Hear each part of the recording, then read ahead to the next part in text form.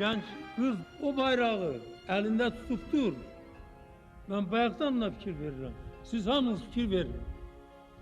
Bir elinde bayrağı elinde tutup yel o bayrağı o tarafa vurur. Bu tarafa vurur. Elinde bak böyle saklıyor.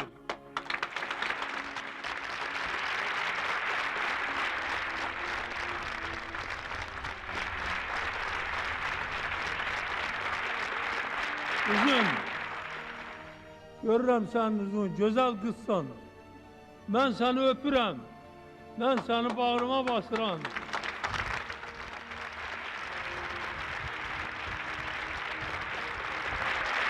Sen ki Azerbaycan'ın müstakilliğinin remzi olan o bayrağı o kadar sevirsen, o cüre onu elinde saklıyorsan, ona göre sana ben hürmet ehtiramımı, sevgimi bildirirəm.